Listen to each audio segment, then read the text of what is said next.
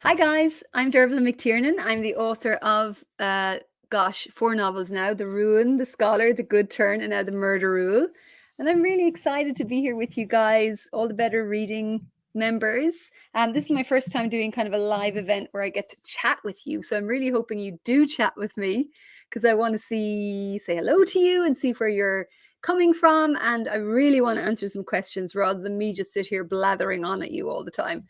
So please do jump on, ask me anything you want to ask me about The Murder Rule or any of the other books or writing generally or life in Perth or whatever. Anything that occurs to you, ask away.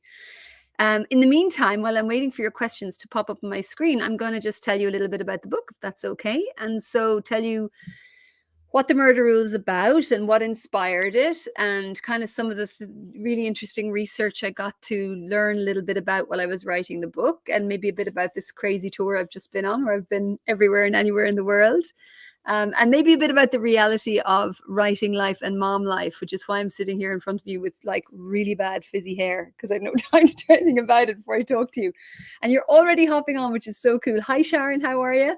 Hi, Carolyn. Hi, Christina. And you're coming in from Ballarat, and Sabine in Verloc and Victoria. That's so cool. It's lovely to see everybody from all the different locations. Okay, so The Murder Rule, what's it about?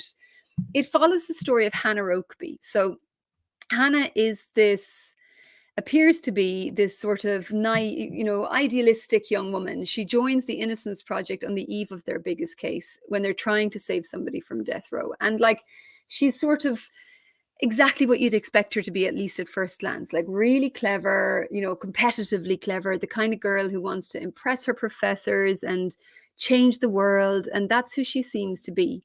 But if you scrape beneath the surface, like, Hannah's not like that at all. She's actually really ambitious, and she's quite ruthless. If you've already read the book, you would know that. Certainly in the beginning, there's not much that she'll stop at.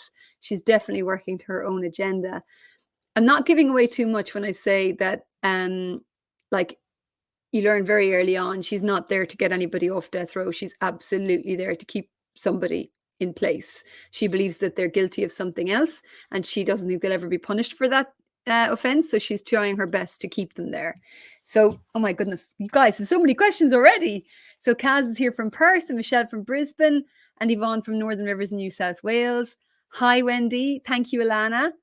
Oh my goodness, how do I keep up with all these? You guys, you're talking to me and I can't even see you all, but it's really cool to see you all. Wendy from Wagga. Thank you so much, Sandra. That's so nice to hear. I see one question already. Why did I change it to the US? That's a really good question, because obviously my first 3 books were all set in Ireland. The reason I changed it to the US, Julie, was because it was an Innocence Project story always. Like, this book was inspired by a newspaper article I read quite a few years ago about a young Irish law student who went to the US for her summer, for her J1 visa, which is a visa young Irish students are allowed to get, where you get to go work in the States for the summer. And she basically volunteered for the Innocence Project while she was there. And then she came back to Ireland after her summer, and she couldn't let go of the case she'd been working. She really felt like there was more work there to be done. So she kept following up. And ultimately she tracked down a retired police officer who pointed her to some evidence that had been hidden from the defense in the original case. And because of her work, this man who'd spent more than 20 years in prison was freed. And I thought, oh my God, this is so inspirational. This is amazing that this has happened, because I had been a young law student working in the States, and I had spent my summer like chambermaiding and waitressing and that sort of stuff, and basically having a good time. And she had just like tried to change the world. But I didn't really feel there was a book there for me to write. I felt like I needed to do something a bit twistier with it. And it was years later I discovered that actually she, even after she found this evidence that proved his innocence, it took another 5 years for the case to be heard. By which point that man, Walter Swift, had spent 26 years in prison and only had 3 years left to run his original sentence. And that was so dark to me and such a sad story. And it was so different to the original story I'd read, and I just thought, like, why was it that the original stories that we read in the newspapers were the sort of cleaned up version, this like inspirational take, as opposed to the grittier truth? And I just thought, well, maybe the editors of the newspapers wanted to sort of give the more inspirational take, or maybe, and this was entirely my theory, like, I'd no reason to believe this, that the Innocence Project had this sophisticated PR team and they were putting out this cleaned up version. And then I figured, okay, if they were doing that, would I even blame them? And I decided I wouldn't because, they're trying to do something so important in a world that just doesn't care. That doesn't care. We live in this super noisy world. It's really hard to be heard. So maybe they have to take a step off the perfectly straight and narrow path to actually be effective. And when I started thinking like that, then I figured, oh my God, I've got a story here. Like, what if I take this idea of the young, this almost cliche of this young, idealistic young girl who wants to change the world and turn it upside down and make her someone very different. And once I thought about that, this was the only book I wanted to write. But that meant it had to be American, because while we have an Innocence Project over here and like there's one branch, I think, in Australia, maybe one in Ireland, it's not developed the same way it is in the US. And of course, we don't have the death penalty. So then it had to be an American book. I'm just interested, actually, do you guys know much about the Innocence Project? Like, how many of you would be familiar with it? I'd be interested to know. It'll take a while for your answers to come up, but if you could let me know, that'd be great. So I've got a question here from Julie Foster. What did it feel like writing The Murder Rule after the first 3 books were so well received? Was there extra pressure, or was it more fun to start with something fresh? Oh, it's such a good question, Julie. And actually, there are 2 parts to that. Was it more fun to start with something fresh? A little bit. By the time I'd finished the 3rd Cormac book, like, it was fun to just kind of throw everything out and just be like, okay, I can go anywhere with this. I can do anything with these characters. I can play games. And I knew it was going to be a standalone. So there was no pressure to lead on or build up series characters. So that was kind of fun. Was there more pressure after the first 3 books had been well received? Like, it's really funny you ask that, because I wasn't thinking like that. I was just thinking about, writing the book. And then it was only after The Murder Rule came out and did really well. Like, it's actually done even better than the first 3 books, which is amazing. A couple of people who were involved with me in publishing said to me, wow, we took such a risk, And I was like, what? We did? Who? Why? How come nobody told me we were taking a risk until after we'd published it, But there definitely, I think, was some worry that, like, the first 3 books had done so well, and then we were going to go with something completely different, like a book set in America that is kind of faster paced, that has a slightly different feel to it.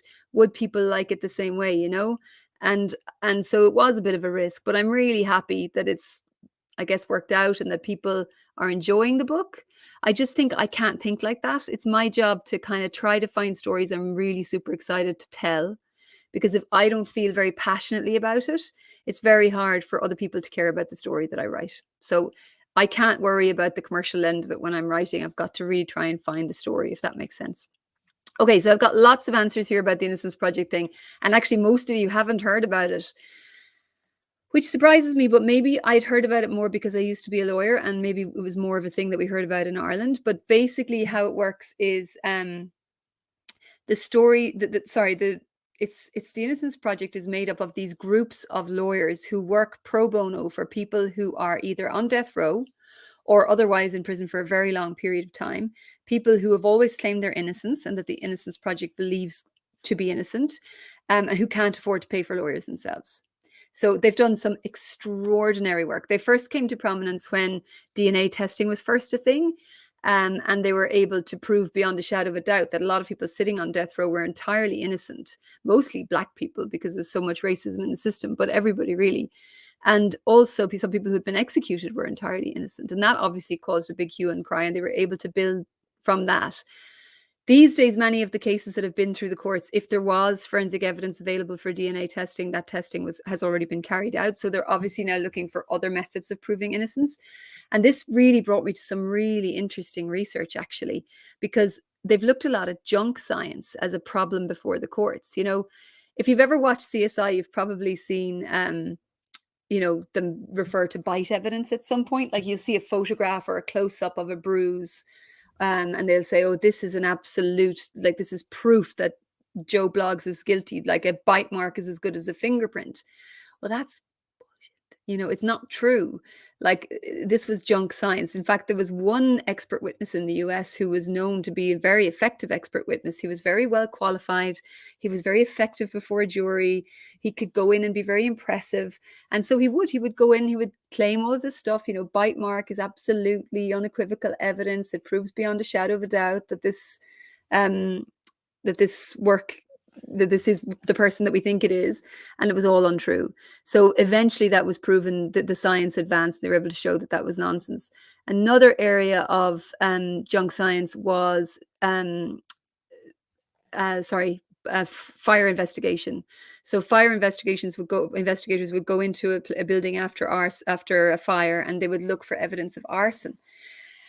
And they would claim before the court something like, oh, this burn pattern, this shadow pattern, whatever, that proves that that this was an arson situation. It wasn't accidental. And then if someone had died in the fire, it would of course be murder. So you had people going to prison in the US for murder, for an arson attack that actually was accidental, because it was shown later that that was, again, junk science. It wasn't based on anything.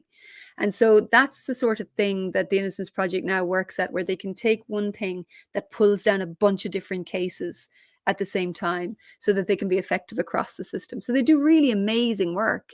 But we've seen some movies and stuff about people on death row, and some Innocence Project stories before, and I didn't really want to tell the same one. Just as a writer, I was, you're always kind of looking for your way in. And there were some other things I wanted to explore using that idea as well, that I might tell you about a little bit later. But I want to see if I've got any more questions. I want to answer some more. I'm pretty sure I saw something. Louise McLean is asking me, who is your favorite or most memorable, powerful, or significant character you've written? Oh my God, Louise, that's such a good one. I guess 3 characters just jump to mind straight away. I would say, obviously, Cormac is very important to me. He's my detective from my first 3 books, and he's always going to mean an awful lot to me. I always saw Cormac as a really good person, but I always thought that he hadn't been tested really. Like, his life had actually been pretty good and kind to him in the early days before I came along and screwed it all up. Like, he's a good looking guy. He was sporty in school. He chose a job that he was really good at. He was well liked in the early days of his career, and he was successful. Like, life had never really thrown any very, very, very difficult challenges at him. Some, but not like fundamentally questionable ones. And then obviously he moves back to Galway and things start to go wrong. I really wanted to kind of examine this very, very good person who's really being tested, and see how he kind of reacts to that and how he handles it. And I'm glad that he handled it well, because I think we ask a lot of him. I'm so sorry. I've got a little dog sitting at the door growling because I haven't let her in. Give me 1 second. I'm just going to let her in. What are you getting out there? Come in, Grumpy.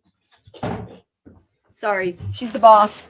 And she actually, usually I write here and she sits here beside me on the couch. And when she gets bored, she pokes me in the back of the head with, look, she's going to give out to me now because I'm not petting her. This is Chewy, short for Chewbacca. You have to shh. So sorry about that.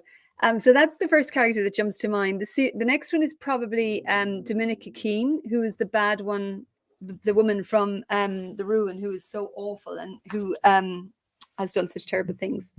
And so who else? Hannah from The Murder Rule. Not everybody likes Hannah, particularly in the beginning of the book, because she is so ruthless, and so willing to take really dark steps and do things that you and I would not necessarily do. And so it kind of throws people when I say that she is sort of wish fulfillment for me. But she is, because I was once a young lawyer in my 20s in Ireland, and that's a long time ago now. And, I remember going into meetings at 22 and 23 years old, and everybody in the room was a guy, and they were all 20 to 30 years older than me.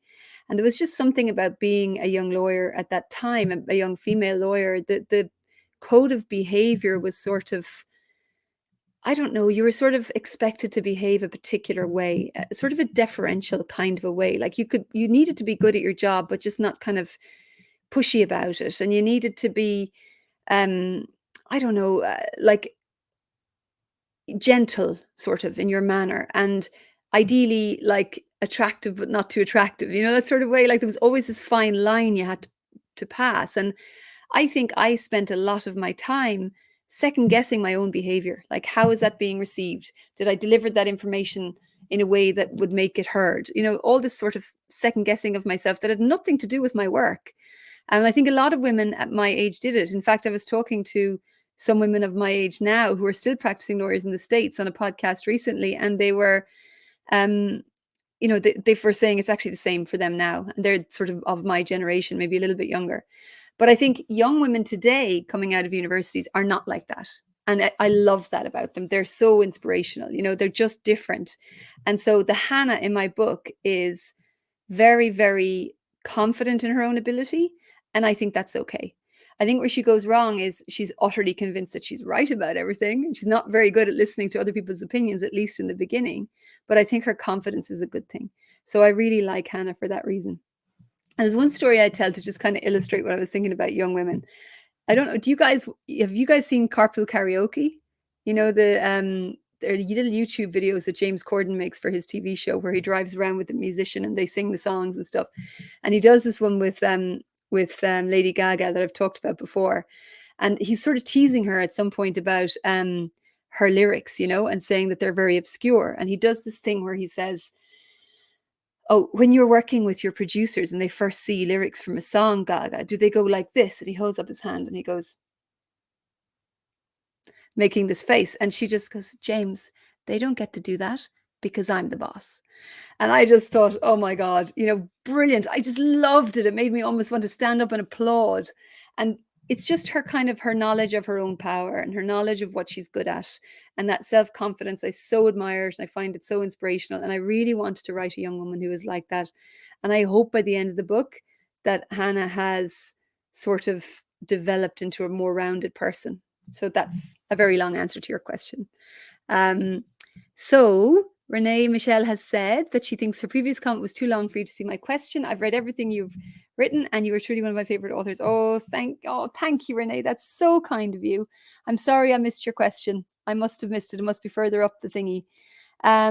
So everybody was very nice about Chewy. Thank you, guys. I appreciate it. And Yvonne Lockhart says that she's looking forward to reading The Murder Rule and was waiting on it from the library, which is great, Yvonne. Thank you so much. I'm going to go back up along the things to see if I can find any questions. Oh, Renee, I found your question. So you're saying you're from Queensland and you're saying that how do you choose your story topics? Is it related to events in the media or do you put it all in from your imagination? It's a mix, Renee. Usually I've never really taken anything from media before The Murder Rule. This is the first time where I read this article and it kind of inspired the story. Okay, sorry, Chewy wants to go out again now, guys. Sorry, 1 second. Okay, let you go. Stay out. I'm really sorry. So professional of me. Anyway, so yes, The Murder Rule was taken from this newspaper article that I read. The other books were not really, although little things always bled in.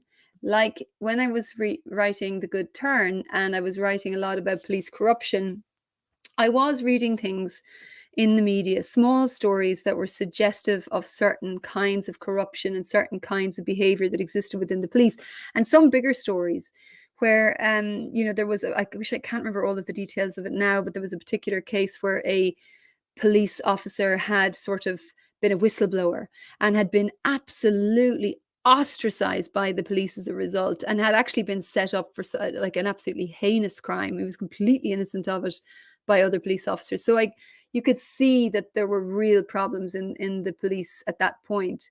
Not everybody, obviously, that goes without saying. There's some really, really good people doing their best within the police in Ireland, but there was a very bad element too. What's weird is that after I wrote The Good Turn, like I think it was before it was published, but it was well after I'd finished the book, I got an email from my editor who's Australian linking to an Irish newspaper article where almost what had happened in the book had happened. That police had been reselling drugs that had, sorry, is this a spoiler? Okay, if you haven't read The Good Turn, don't listen for the next 30 seconds. Just close your ears. So the police had been using seized drugs and reselling them, which was like awful, but bizarre too, that something I'd read and just made up was now being investigated in Ireland, absolutely crazy. So occasionally, the short answer is occasionally I do take things out of the media, and obviously I'm always inspired by stuff, but it's usually the clash of that and something else that I'm really interested in or concerned with that together kind of make a book. I might come back to that, but let me see if there are any other questions.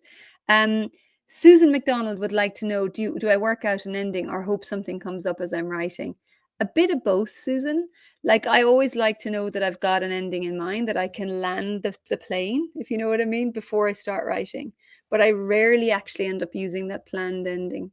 Something kind of happens in the writing of a book, and the characters slowly start to come to life, and you get to know them more and more as you go along. And then once they're really developed and they've really started to come to life, they do start driving the story. Like, I might have started out saying, you know what, XY person is going to behave a certain way and they're going to deliver this for me, or this twist is going to happen because of such and such. But actually, then in the writing of it, I'm like, oh my God, Sarah would never do that. That's not the kind of person she is, which sounds stupid because it's all coming from my head. But you can't just create a character and make them do whatever you want. They're not going to behave in a consistent, believable way that will lead you to feel like they're a real person. If I do that, I have to really almost convince myself that they're a real person, build a person that feels real to me, and then let them do what they're going to do. Does that sort of make sense? I hope that kind of makes sense. Let me go back down and see now, have we got any other new questions? There's other stuff I could tell you, but I just want to see if I get good questions. Oh, Jackie has been very kind about the audiobook and has said, how did you choose my narrator? That was actually really tricky, Jackie, because the first 3 books were read by Aoife McMahon, who's a wonderful actor. And I found Aoife myself, which I'm very proud of, actually, because I was such a wet behind the ears author at the time. And I was being published by Little Brown in the UK, and they sent me a bunch of voices. You get little audio samples, like maybe 6 to 8 audio samples, or you get the names of audio narrators who've done a lot of work, and you can link to their samples on Audible. You can click in and listen to their samples. So they sent me these voices, all of whom were really good. But I just knew, I was like, this is not going to work for the book. I think most of them were men. And even though Cormac is a male character, and it would make sense to choose a male narrator, for some reason, it just didn't feel right for The Ruin. I guess because I always thought of that book as Maud's book. So it didn't feel right. And then as well, like, I listen to a lot of audio books myself. I know you need to have someone who can tell a story, someone who can actually carry a story and isn't just performing, but is bringing an element of performance. So that was Aoife. Like, my God, I listened to as many Irish narrators as I could find. I found Aoife, and I knew that she would be amazing. So I emailed my editor at the time and said, is there any chance we could have Aoife McMahon? And she said, well, we can ask. And then I got lucky, and she read the first 3 books for me and the novellas, and I've just been so grateful. So then we came to the murder rule. It was going to be tricky because it had to be American voices. And like, I was nervous about changing, but I was sent names and samples, and Kate Orsini from the beginning, I just thought, oh, wow, there's something about her voice that I feel could fit Hannah, because you could feel like there were layers to her. There's something there. There's more to her than meets the eye. So it felt like a really good thing for me, Okay, let me see. There were a couple of other things I kind of wanted to tell you about. I think it was to do with really the main theme of the book. How many of you guys have read it, actually, as a matter of interest? And I won't give any spoilers either way, but I'm just kind of curious to know if many of you have read it already or not yet. So let me talk a little bit about why the book felt important to me, or what I was kind of thinking about when I was writing it. Like, as a writer, I'm always trying to write something entertaining. I don't want to write like a diatribe or a moral lesson or anything like that. I'm trying to write a good story for people to have some escapism from real life, because real life is hard enough, so that's sort of my priority. But when you care about stuff, it feeds into your writing, whether you like it or not, because you're thinking about it all the time. And one of the things I've been thinking about, it's a real mix. So some have read it and some have not. So that's kind of cool. Okay, so I'll be super, super careful not to give anything away. But what I was interested in is this sort of idea of like cynicism versus taking action, and the world that we're living in today. Like, it's a really hard world that we're living in now. It's very cynical. It's this post-truth world. It's like trying to get people to care is very difficult. Trying to be effective is very difficult. Certainly American politics seems to be particularly crazy, but it does seem to be bleeding into everything. There are no consequences. People can do what they like and nothing seems to happen as a result. And that's really different to the world that I grew up in. And so I've been thinking a lot about, how do you actually make a difference in a world that is like that? one of the books I read in the last few years that I found was fascinating was the Daniel Kahneman book, Thinking Fast and Slow. I don't know if you guys have read it. If anybody's read it, I'd love to know. But it's he talked a lot about how we really make decisions versus how we think we make decisions, you know? So we think we make decisions like really logical creatures. Like we come across an idea and we say, oh, that's interesting. We go out and we seek all the information about that idea. We examine it and then we go, okay, I think this is my decision. This is how I feel about it, you know, and you go forward. That isn't actually how our brains work, because we'd be exhausted if we thought like that all the time. It would take way too much energy. So how we actually work is we sort of make an instinctive decision in line with our existing biases, and then we go out and seek information that confirms that decision. That's actually how our brains work. So that's why we go into the world with a million small biases every day. We kind of come with the belief, and then we seek information that confirms that belief. And that's fine. Like, that's how we've evolved to function. It shouldn't be too much of a problem. And my personal theory is one of the reasons it wasn't too much of a problem is because we used to talk more to our families, to our neighbors, to people of all generations. We'd hear different opinions, and we would be maybe a small bit more inclined to listen to them, because if they come from people we love, we're more inclined to hear them. The problem, I think, now is that social media has supercharged that process of feeding our biases.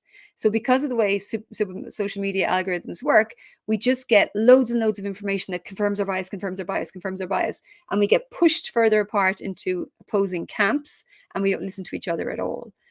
And the real problem is that some people have learned about that very well, and they're very good at manipulating it. And I find that terribly dangerous. So I'm kind of interested in how we go about functioning in that world. And so I've got some characters in this book who are really willing to go to places that you and I would not necessarily go to, but maybe for good reason. And that's sort of one of the things I was interested in seeing if you thought about that as you read. You know, like I've got Hannah, who, because for the wrong reasons, is willing to do some very extreme things. But I've also got some other characters who are maybe in a morally gray area. Maybe they're not all good, you know, but they're not cynical. They still think they can do something. They're still willing to take chances and take action and see where it brings them. And I've been really interested in that lately. And so that was sort of something that kind of stayed with me, and I was playing with that idea as I read it. So hopefully that will be interesting to you guys too as you're reading it.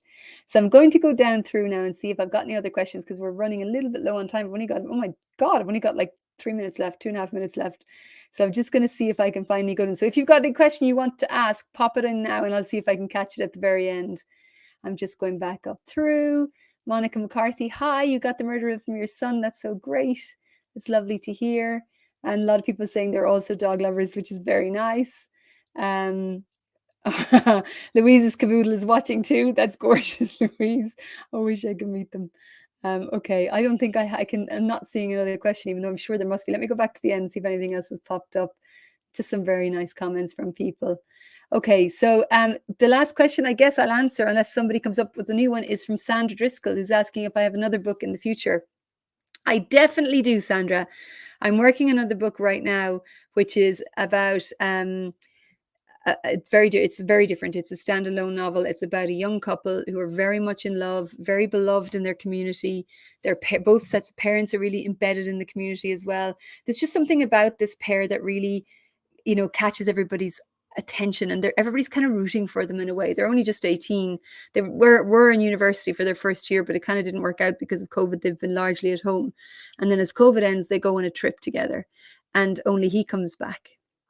And everybody wants to know what happened. And he has a kind of an explanation for what happened, but it's not much of an explanation. So people are asking, what?